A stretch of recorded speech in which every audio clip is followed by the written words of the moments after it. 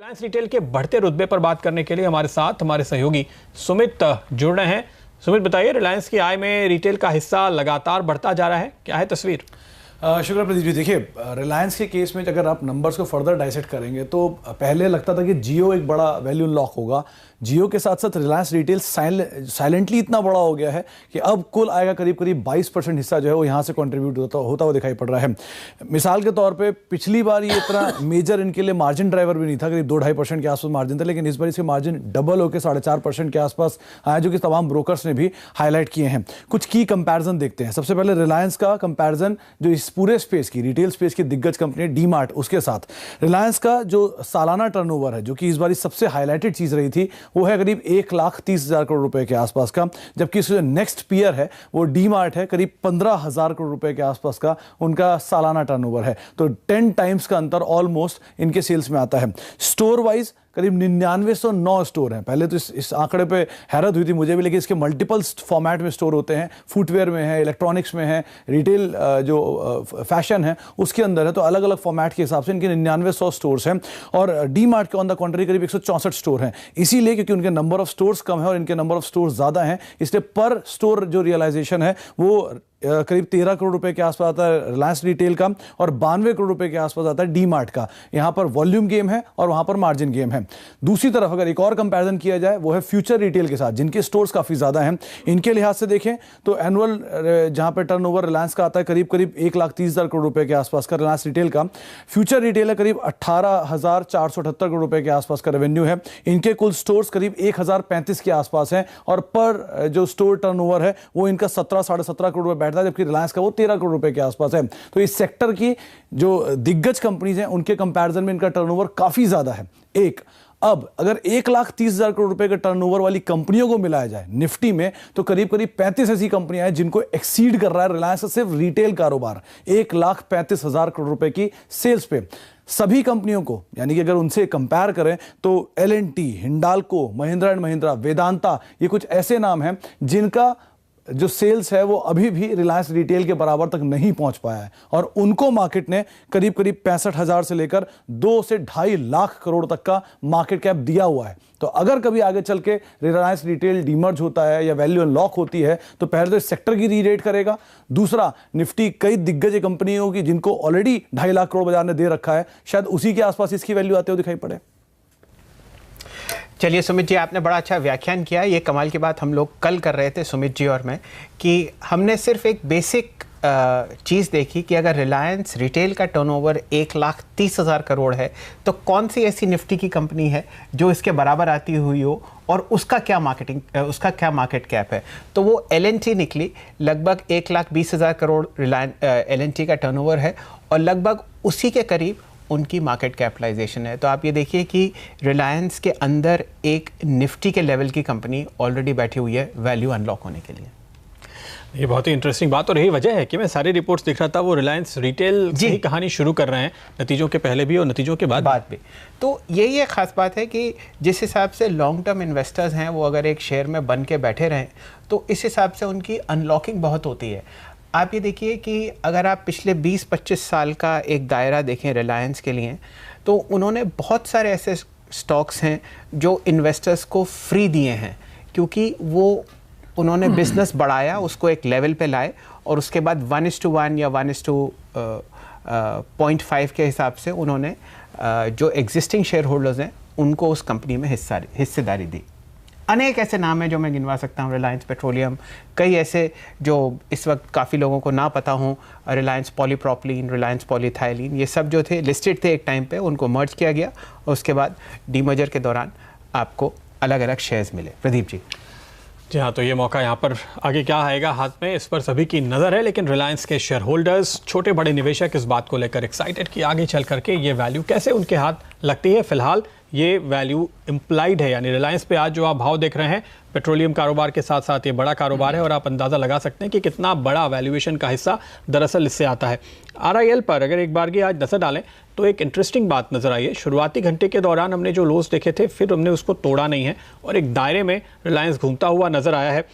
शुभम, किस तरह की पोजीशंस लोग बना रहे हैं, क्या देख रहे हैं आप?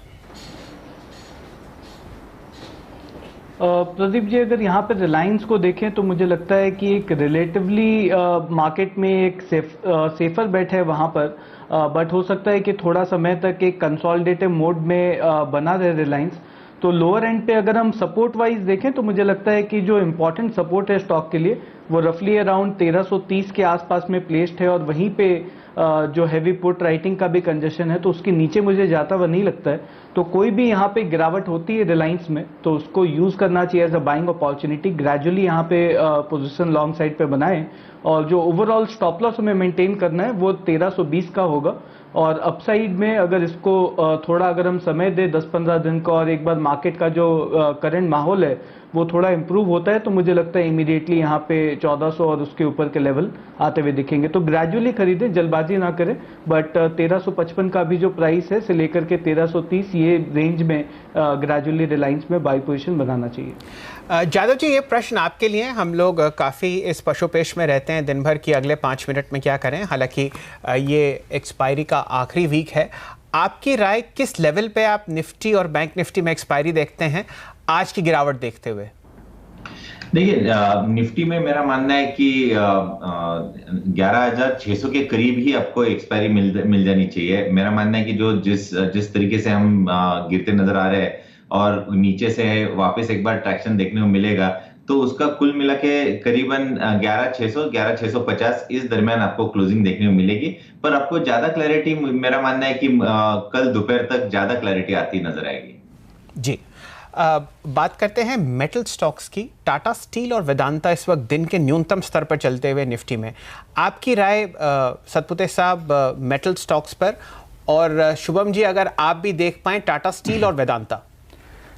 देखिए, मुझे लगता है टाटा स्टील अगर देखें तो 535 ये इसका एक इंटरमीडिएट सपोर्ट है। अगर ये 535 तोड़ेगा तब जाके मुझे लगता है इसमें एक सेलिंग आएगी, नहीं तो मुझे लगता है फिर ये कंसोलिडेशन में ही रहेगा।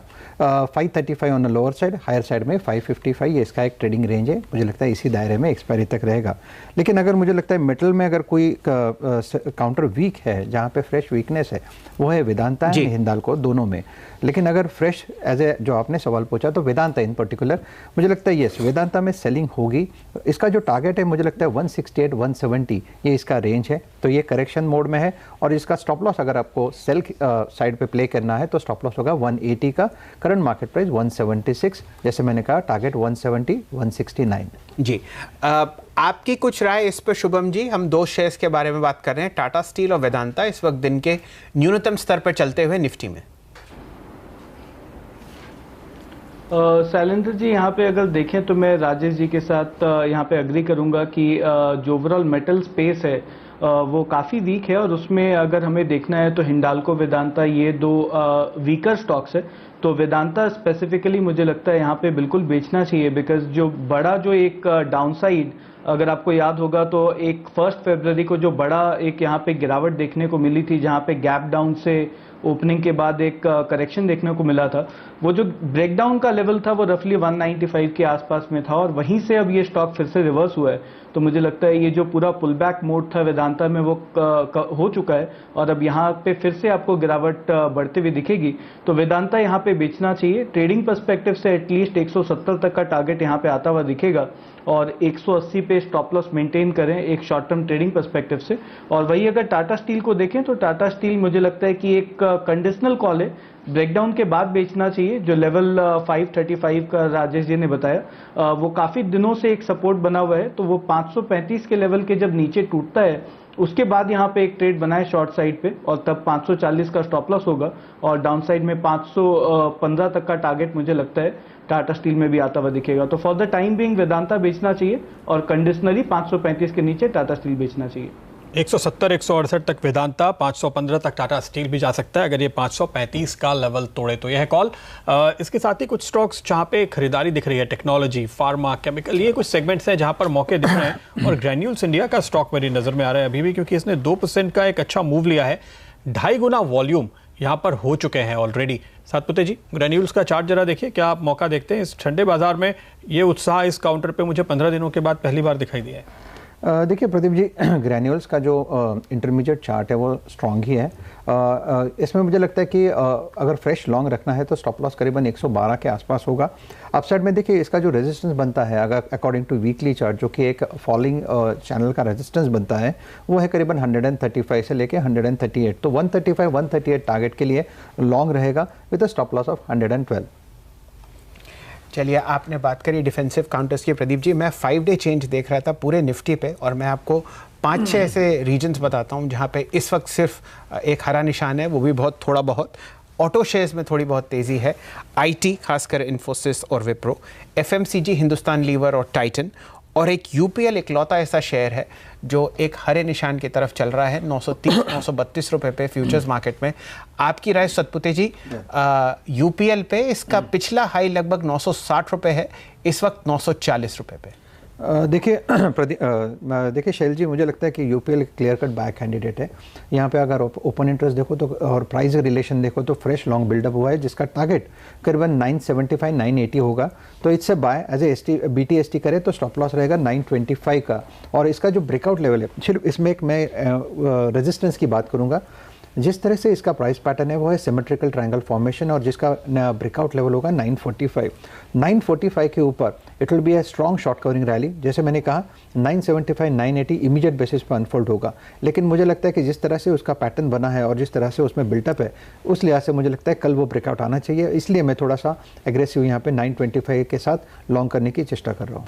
चलिए, 925 का अगर आप स्टॉप लॉस लगाएं तो इसको आप लॉन्ग कीजिए, लगभग 960 के आसपास इसके टारगेट्स। जादव साहब, हम लोग थोड़ी देर पहले मेटल स्टॉक्स के बारे में बात कर रहे थे, टाटा स्टील और वेदांता। एक थोड़ी बहुत बिकवाली का दौर इस वक्त चल रहा है जिंदल स्टील में, आप इस पे अपनी राय देंगे? जीएसपीएल जिंदल स्टील भी मेरा मानना है कि इंपॉर्टेंट सपोर्ट के नजदीक है, पर सप्लाई बिल्कुल देखने को मिल रहा है। 190 के लेवल्स इसने इस महीने में कई बार टेस्ट किए और उधर से एक बिकवाली का दौर चालू हो गया है। और इसका अभी नेक्स्ट सपोर्ट जो है वो बहुत ही इंपॉर्टेंट है, क्रूशियल है, 175 का। ये अगर निकल जाता है तो मेरा मानना है कि आपको फॉल ज्यादा बढ़ता हुआ नजर आएगा, और टारगेट्स फिर 161-163 के देखने को मिलेंगे। तो नेक्स्ट लेवल जो है वो बहुत ही क्रूशियल है, ₹2 इसके ऊपर है। जब ये ₹2 निकल जाएंगे तो एक बड़ा फॉल देखने को मिलेगा। चलिए, अगर ये 175 के नीचे जाता है तो जादव साहब की राय है कि इसमें 7-8 पॉइंट की और गिरावट आएगी। प्रदीप जी, बड़ी इंटरेस्टिंग सी बात हो रही है, अलग अलग सेक्टर्स के जो दिग्गज हैं वो दिन का लो लगा रहे हैं। आप देखिए, ICICI bank, Tata steel, JSW steel, LIC housing Finance और HDFC, तो अलग अलग जो सेक्टर्स हैं वहाँ पे इस वक्त बिकवाली का दौर चल रहा है। बैंक निफ्टी लगभग इस वक्त 490 पॉइंट के आसपास नीचे चल रहा है, और निफ्टी लगभग 133 पॉइंट नीचे 11,620 पर। जी, और मैं कोशिश कर रहा था कुछ ऐसे स्टॉक्स देखने की जहाँ पे दरअसल बाइंग आ रही हो। अब आखिर में जाते जाते तो वही कुछ एक IT स्टॉक्स हैं। फर्स्ट सोर्स सोल्यूशन दिखा है जहाँ पे थोड़ी बाइंग आती हुई दिख रही है, हालांकि हल्की खरीदारी है, अब तक कोई खास मूव शायद बना नहीं है। क्विक हील एक स्टॉक सुबह से मेरी नज़र में है, आज इसने अच्छी शुरुआत दी, और अगर आप वॉल्यूम देखें तो ये काफ़ी शानदार वॉल्यूम देखे कहे जाएंगे। किरण, इसके चार्ट पे ज़रा नज़र डालिए। इसमें एक ही बात मुझे दिख रही है कि सुबह ऊपर खुलने के बाद बहुत स्ट्रॉन्ग फॉलोअप देखने को नहीं मिला है, लेकिन काफ़ी वक्त के बाद इस तरह का प्राइस वॉल्यूम एक्शन है। क्या कंक्लूजन निकालेंगे, क्या करेंगे?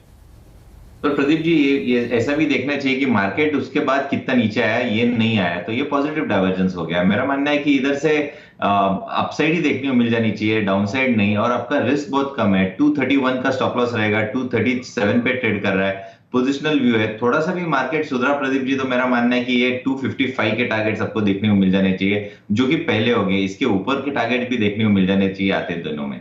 ओके जी, ये प्रश्न सिद्धार्थ जी से।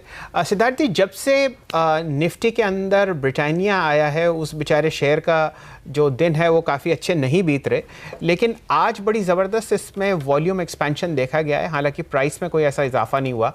3000 के आसपास आपको कैसा लगता है ये एक medium to long term holding के लिए ब्रिटानिया?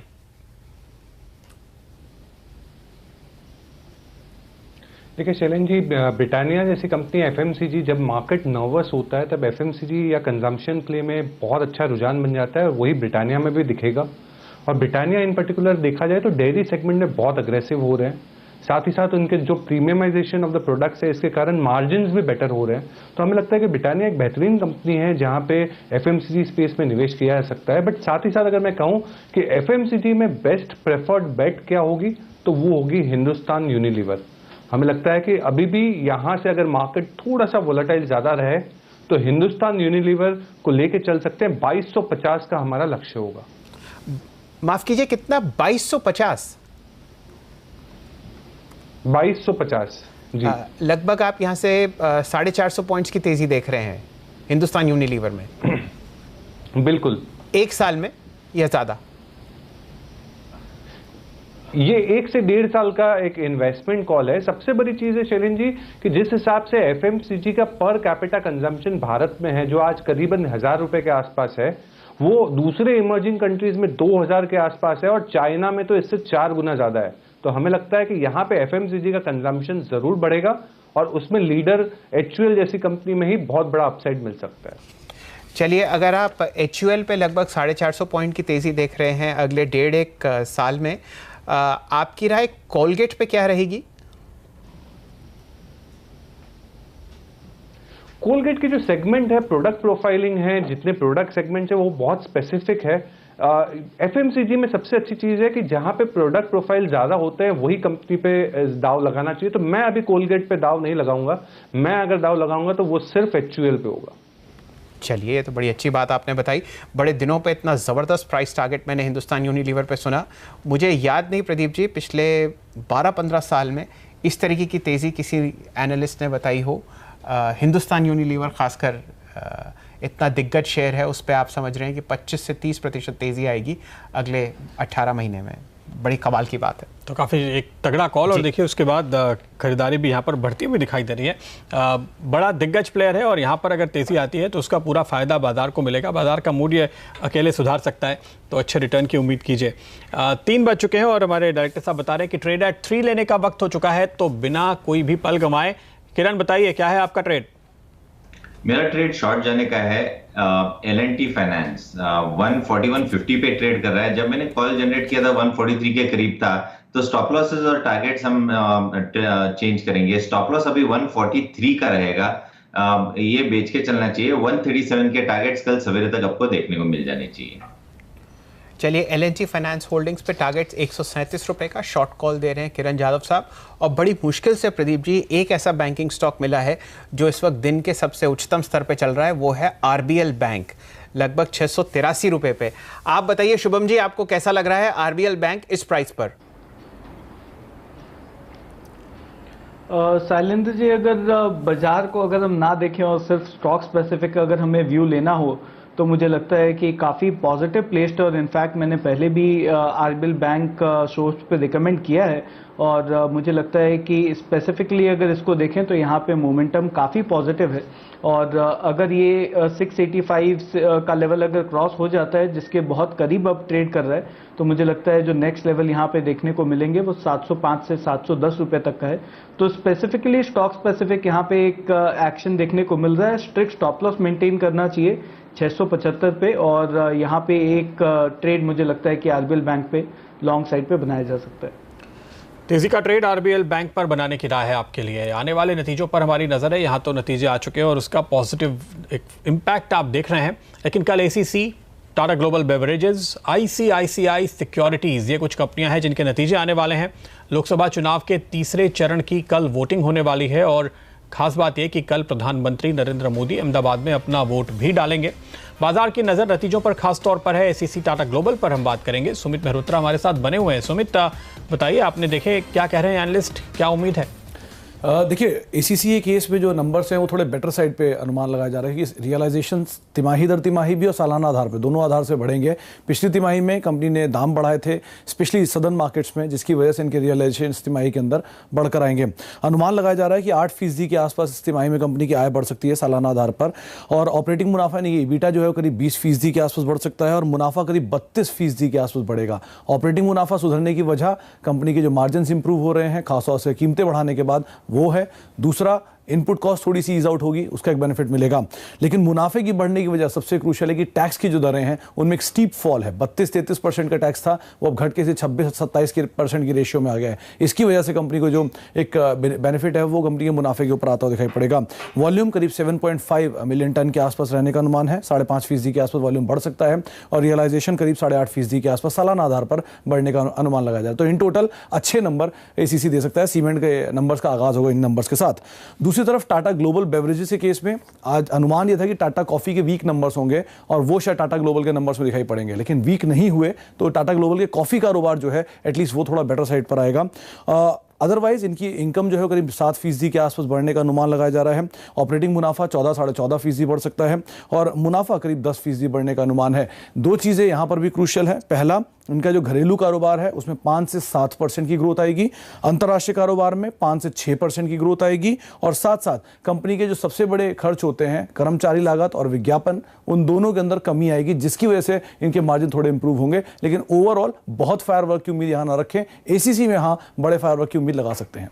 जी चलिए, एसीसी में सुमित जी के हिसाब से काफ़ी अच्छे नंबर आएंगे, लेकिन इस वक्त बाज़ार का हाल जो है वो बिगड़ता हुआ है। निफ्टी में लगभग 150 पॉइंट की गिरावट और कई ऐसे शेयर्स हैं जो दिन के न्यूनतम स्तर पे चल रहे हैं। मैं अभी देख रहा था LIC housing finance, yes bank, ICICI bank, Canara bank, ज़्यादातर बिकवाली सिर्फ बैंकिंग शेयर्स में ही।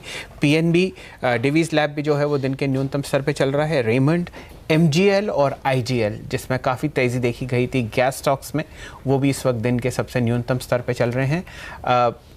सतपुते साहब, आपने एक सेल कॉल सजाया था ग्लेनमार्क फार्मा थोड़ी देर पहले, इसमें आपकी क्या राय है इस वक्त? देखिए, मुझे लगता है ओवरऑल जिस तरह से ग्लेनमार्क फार्मा में हमने कंसोलिडेशन देखा था 640 on the lower side and 665 on a higher side, मुझे लगता है कि इसमें एक ब्रेकडाउन, एक सीरियस डेंट हुआ है जिस तरह से इसमें प्राइस एंड वॉल्यूम एक्शन देखा गया है। एट द सेम टाइम यहाँ पे अगर आप ओपन इंटरेस्ट देखें तो जो करीबन 16% अप है, प्राइस इज डाउन बाय 2.5%। तो मुझे लगता है it's a clear cut sell candidate, जहाँ पे आपको स्टॉप लॉस मेंटेन करना है करीबन 638 के आसपास। थोड़ा सा डीप ले रहा हूँ मैं स्टॉप लॉस, 638 के स्टॉप लॉस के साथ सेल करें। मुझे लगता है कि इसका जो पोजिशनल टारगेट होगा वो करीबन 600-605 का होगा। तो ये 600-605 ये इसका एक टेंटेटिव सपोर्ट रेंज है। तो मुझे लगता है कि सेल करें, जैसे मैंने कहा 638 के स्टॉप लॉस के साथ। चलिए, करीब 20 पॉइंट की गिरावट। जादव साहब, आप काफ़ी लेवल्स को नज़र देखते हैं। दोनों लेवल्स जिसकी आपको इंतजार थी, 11,600 के नीचे निफ्टी और 29,700 के नीचे बैंक निफ्टी, लगभग 150 पॉइंट और 500 पॉइंट की गिरावट इन दोनों इंडिसेस पर। क्या राय बन रही है आपकी इस वक्त? नहीं, एकदम बराबर। जब से ये लेवल टूटा है तो अब पूरी स्क्रीन लाल हो चुकी है। कंसिस्टेंटली सेलिंग ट्रेड्स देखने को मिल रहा है और जिस तरीके से मेरा मानना है कि देखने को मिल रहा है, तो अगर निफ्टी की बात करें तो इधर से और 50-60 पॉइंट की कम से कम गिरावट आपको कल सवेरे तक देखने को मिल जानी चाहिए। और बैंक निफ्टी की बात करें तो बैंक निफ्टी में भी मेरा मानना है कि जो 29,700 उसी लेवल के ऊपर नीचे ट्रेड करता है, थोड़ी सी सावधानी बरतनी चाहिए क्योंकि बहुत ही इंपॉर्टेंट क्रूशियल लेवल है। तो हमें इसके नीचे की क्लोजिंग मिलेगी तो फिर मैं आपको इसका व्यू दे दूंगा। तो अभी आप कोई शॉर्ट पोजीशंस इनिशिएट नहीं कर रहे निफ्टी और बैंक निफ्टी पर? नहीं, क्लोजिंग बेसिस देखना पड़ेगा, कल देखेंगे इसके बारे में। चलिए, ओके। लेकिन इस बीच कुछ और स्टॉक्स जहां पे दबाव बढ़ता हुआ नजर आ रहा है। इंडिया सीमेंट पे अगर आप नजर डालें, इस समय गिरावट लगातार बढ़ी है। अब 4-4.5% नीचे ये स्टॉक ट्रेड करता हुआ दिखाई देगा। आज इसमें करीबन औसत वॉल्यूम बनते हुए अब नजर आए हैं। मंदी की पोजीशन यहाँ पे लगातार बन रही है ऐसा लगता है, क्योंकि हर घंटे इसने नए लोज बनाए हैं जी। एसीसी की अभी हम बात कर रहे थे, देखिए इसमें काफ़ी अच्छी तेज़ी हो चुकी है नतीजों के पहले, तो फॉलो अप अब नतीजे आने के बाद भी मुश्किल लगता है कि अगर आज आप ये सोच रहे हो कि कल एसीसी के नतीजे के बाद सीमेंट में बाइंग आएगी क्या, तो थोड़ा मुश्किल है क्योंकि वो डिस्काउंटेड लग रहा है। इंडिया सीमेंट पे सातपुते जी एक शॉर्ट करके जाएंगे? Yes, definitely. और जिस तरह से देखिए प्रदीप जी, जिस तरह से ये टूटा है, जिस तरह से इसका पैटर्न दिख रहा है अकॉर्डिंग टू कैंडल स्टिक, मुझे लगता है कि इसमें सेलिंग बनी रहेगी और इसका इमीडिएट टारगेट जो है वो करीबन 100 के आसपास, जो एक साइकोलॉजिकल लेवल है। But at the same time अगर उसको आप सिर्फ टेक्निकल के तौर पर देखें तो 98.50, तो 198.50 ये इसका एक सपोर्ट जोन है। तो सेल करें विद स्टॉप लॉस ऑफ से 107.5। 107 रुपये 50 पैसे का स्टॉप लगाएं और यहाँ पर 100 रुपये के टारगेट के साथ 5% की कमाई आपकी हो सकती है। शुभम, किस तरह की पोजीशन देख रहे हैं आप इसमें? और साथ ही एसीसी में भी देखिए, एसीसी पिछले नतीजे के बाद 400 रुपए का मूव दे चुका है, तो एक अच्छे नतीजे की जो हम बात कर रहे हैं वो बड़े हद तक डिस्काउंटेड है। अब 2 दिनों से यहाँ बिकवाली हो रही है, आज भी दिन के लोस पर है। प्रदीप जी, अगर दोनों में ही देखें तो मुझे लगता है कि दोनों में ही एक रुकावट देखने को मिली है, लेकिन अगर यहाँ पे मुझे अगर दोनों में से कुछ एक चूज करना है तो मैं एसीसी के साथ यहाँ पे सेल करके जाना चाहूँगा, बिकॉज एसीसी में 2 बार ऐसा हो चुका है कि बड़े शैडोज बने अपसाइड में, और वो पूरा का पूरा जो अपसाइड का जो कोशिश था मार्केट का, उसके काउंटर में काफ़ी स्ट्रॉन्ग सेलिंग देखने को मिला था। तो मुझे लगता है कि अब आने वाले दिनों में 1710 क्रॉस कर पाना स्टॉक के लिए काफ़ी डिफिकल्ट है, और आज का जो ब्रेकडाउन हुआ है उसके बाद ये रिकन्फर्म हो जाता है कि गिरावट और बढ़ती हुई दिखेगी। तो एटलीस्ट यहाँ पे ट्रेडिंग पर्सपेक्टिव से 1690 के स्टॉप लॉस से मुझे लगता है एक सेल ट्रेड बनाए, और डाउन साइड में 1620 तक के लेवल यहाँ पे आते हुए दिखेंगे। मिड कैप बैंक्स पर नज़र डालते हैं प्रदीप जी, खासकर Allahabad bank, IDFC first bank और पीएनबी बैंक ऑफ इंडिया। इसमें जो सेलिंग का दौर है वो इस वक्त तेज़ होता हुआ। इलाहाबाद बैंक 48 रुपये 73 पैसे के आसपास, 75 पैसे के आसपास, और ये करीब मार्च के अपने न्यूनतम स्तर पे पहुंचा है। लगातार 4 दिन से इसमें गिरावट चल रही है। सतपति साहब, आप कोई पोजीशन लेना चाहेंगे इस वक्त? देखिए, सेल साइड पे ही होगी। मुझे लगता है कि ओवरऑल तो सेल ही बन रहा है हर जगह पे। आप देखिए, ओपन इंटरेस्ट बढ़ रहा है, प्राइस धड़ाधड़ गिर रहा है। उस लिहाज से मुझे लगता है सेल रहेंगे तो ज़्यादा बेटर होगा। 53.10 ये इसका स्टॉप लॉस मेंटेन करूंगा। डाउन साइड पे 2 टारगेट दूंगा। 49.10 के आसपास एक टारगेट है, अगर वो लेवल भी टूट जाए, यानी 49 का ही लेवल पकड़ के चलिए, तो 49 टूटता है, देन इन दैट केस 45 तक की जाने की जगह है। तो अगर इस लेवल पे एग्रेसिव सेल करते हैं तो स्टॉप लॉस रखे 53.10। चलिए, यूनियन बैंक भी देखते हैं, और इंडिया बुल्स हाउसिंग फाइनेंस में गिरावट का दौर बढ़ता हुआ इस वक्त लगभग 8.2% नीचे, 735 रुपए पे फ्यूचर्स मार्केट में। आपकी राय इस पर सतपुते साहब? देखिए, India bulls housing finance overall NBFC space में आप देखिए ज़्यादा बिकवाली है, और मुझे लगता है इसमें फॉलोअप सेलिंग भी होगा। जिस तरह से इसमें ओपन इंटरेस्ट का इजाफा है, जिस तरह से प्राइस एक्शन देखा गया है, तो मुझे लगता है it's a clear cut sell candidate, जिसका कल का टारगेट मुझे लगता है 710 से लेके 700, ये इसका रेंज होगा। यहाँ से भी 30-35 रुपीज़ का एक फॉल मुझे लगता है कंटिन्यूशन में आ जाएगा। तो सेल रहे तो with stop loss of 762।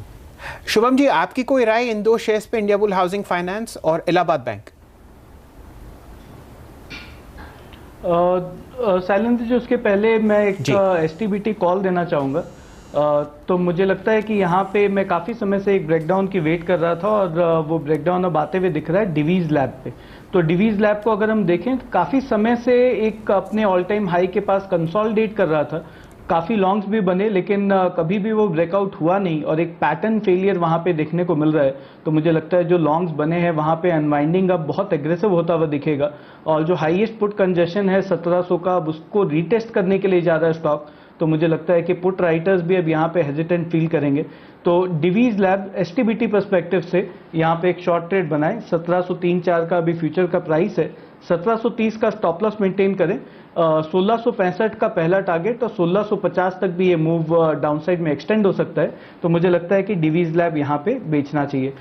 Mid cap bank की जो आप बात कर रहे थे उसमें मुझे लगता है कि इलाहाबाद बैंक, यूनियन बैंक दोनों ही काफ़ी वीक है, लेकिन अब यहाँ पे कोई फ्रेश ट्रेड लेने के लिए स्टॉप लॉस का लेवल हो सकता है कि थोड़ा सा अनकंफर्टेबल हो। तो जिनके पास ट्रेड है वो एटलीस्ट शॉर्ट साइड में बने रहें, और मुझे लगता है कि एक ट्रेलिंग स्टॉप लॉस मेंटेन करें 89 के आसपास यूनियन बैंक में, और डाउन साइड में 82 तक के लेवल यहाँ पे आते हुए दिखेंगे। और वही अगर इलाहाबाद बैंक में हम देखें तो मुझे लगता है कि डाउन साइड में 45 रुपए तक के टारगेट यहाँ पे रीटेस्ट हो सकते हैं। तो जितने भी मिड कैप बैंक्स है वहाँ पे स्ट्रक्चर काफ़ी नेगेटिव है, और जो एक बड़ा बाउंस हमें देखने को मिला और रैली जो हुआ था, अब वहाँ पे ट्रेड होल्ड नहीं करना चाहिए। तो एटलीस्ट जो जिनके पास अंडरलाइंग पड़ा हुआ है उसको एटलीस्ट एग्जिट कर लें, और जो शॉर्ट पोजीशन जिन्होंने भी बनाया है उसमें मेरी राय होगी कि शॉर्ट पोजीशन में बने रह सकते हैं। जी शुभम जी, ये प्रश्न आप ही के लिए है। जादव साहब तो मार्केट क्लोज का इंतजार कर रहे हैं, लेकिन पिछले 5 मिनट में बैंक निफ्टी में और 50-60 पॉइंट की गिरावट आ गई।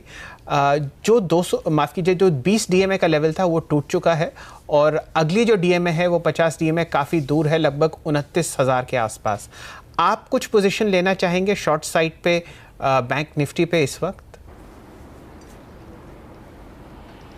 शैलेंद्र जी अगर देखें तो जो दोनों ही इंडेक्स है, इंडेक्स का ट्रेंड नेगेटिव है, तो मुझे लगता है कि अभी भी यहाँ पे ये जो नेगेटिविटी है वो एक्सटेंड होगा। और उसका अगर आप आज एक ऑब्जर्वेशन देखें कि मार्केट आज ओपनिंग के बाद जो गिरा है, कहीं पे भी कोई हमें पुल बैक देखने को नहीं मिला और वन वे यहाँ पे सेलिंग देखने को मिल रहा है, तो मुझे लगता है कि ये जो इंडिकेशन है वो काफ़ी नेगेटिव है। और बिकॉज गिरावट काफ़ी हो चुकी है, तो मुझे लगता है एक ऑप्शन के थ्रू यहाँ पे ट्रेड बनाएंगे तो ज़्यादा बेहतर होगा, ताकि जो रिस्क है वो यहाँ पे लिमिटेड रहे।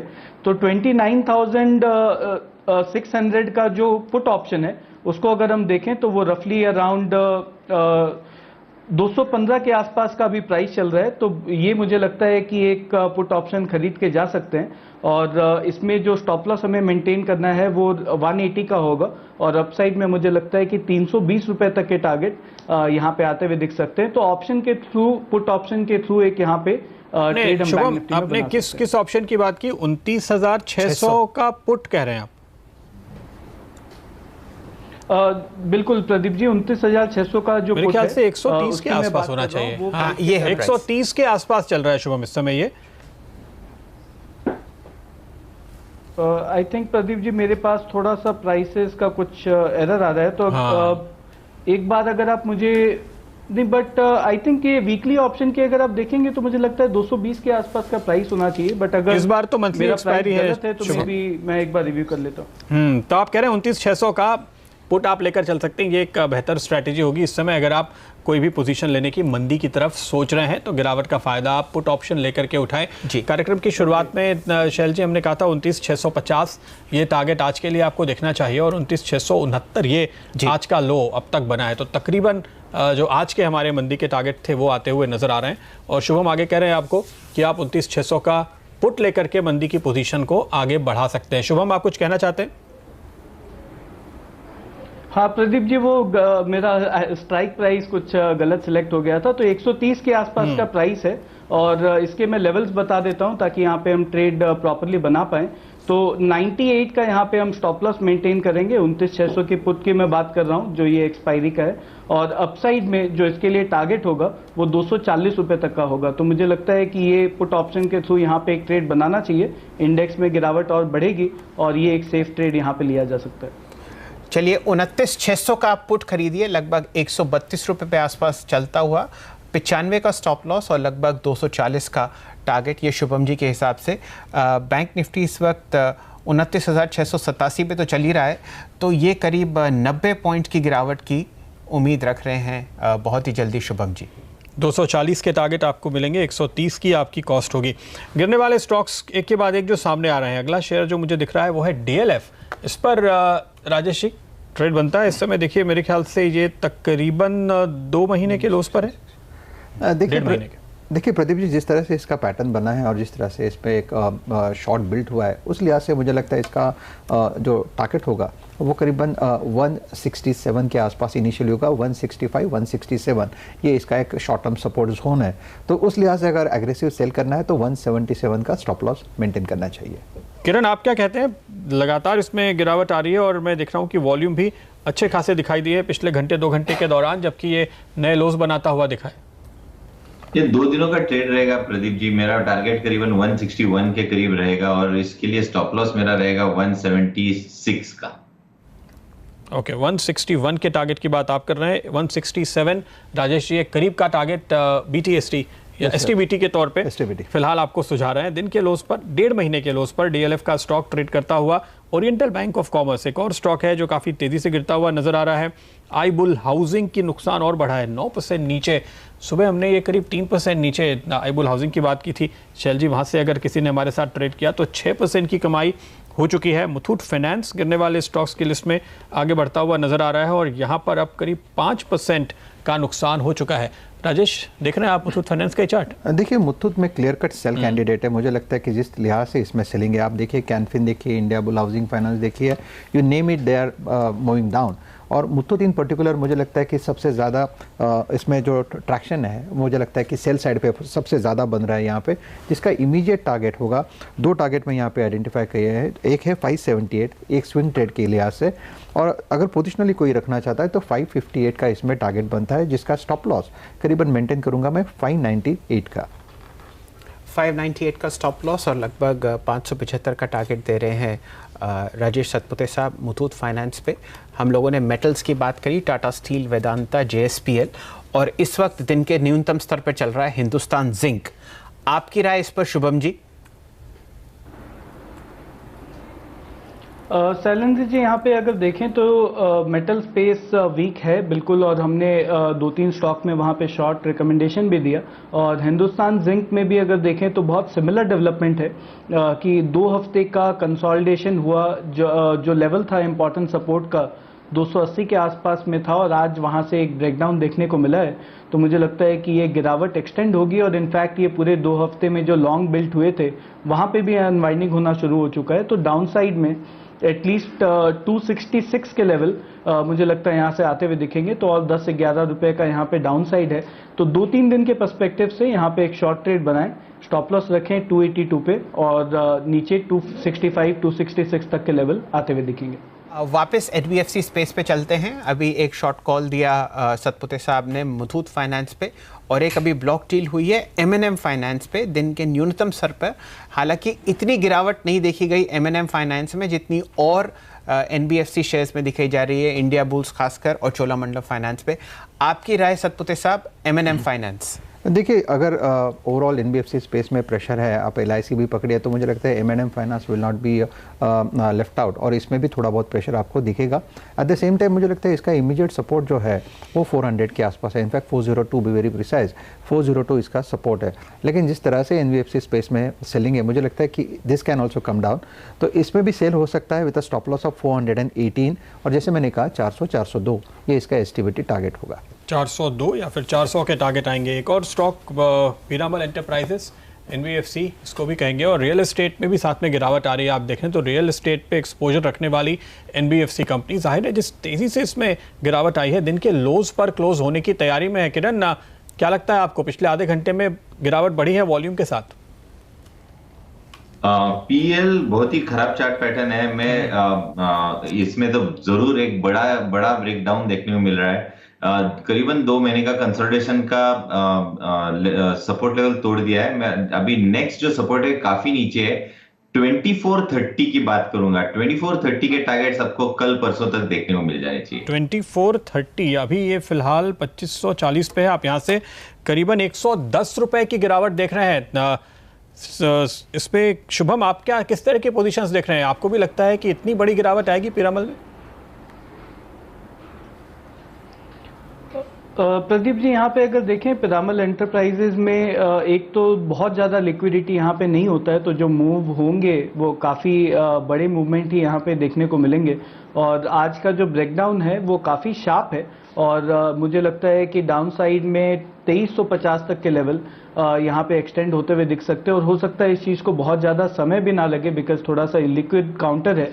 तो यहाँ पे एक शॉर्ट पोजीशन बनाया जा सकता है, और जो भी शॉर्ट पोजीशन बना रहे हैं उसके लिए 2610 पे एक स्टॉप लॉस मेंटेन करें, और डाउन साइड में जैसा मैंने बोला 2350 तक का लेवल का एक्सपेक्टेशन है, यहाँ पे वो लेवल आता हुआ दिखेगा। चलिए, लगभग 130 से 150 रुपए की गिरावट की उम्मीद पीरामल एंटरप्राइजेस में। और एक और शेयर जिसमें गिरावट अभी बढ़ी है वो है BEML, 4 दिन लगातार गिरता हुआ, और मार्च 13 की लो पर। आपकी राय सतपुते साहब? देखिए शैल जी, जिस तरह से BEML का एक प्राइस पैटर्न उभर के आ रहा है वो है head and shoulder price formation, जो एक बेरिश फॉर्मेशन है, जिसका निकलाइन करीबन 960 के आसपास है, और निकलाइन टूटने के बाद जो डाउनसाइड टारगेट अनफोल्ड होता है वो करीबन 100 रुपये तक का है। यानी लगभग आप पकड़ के चलिए 870-880 इसका टारगेट होगा। At present it is at 918, तो it's a sell with a stop loss of 935।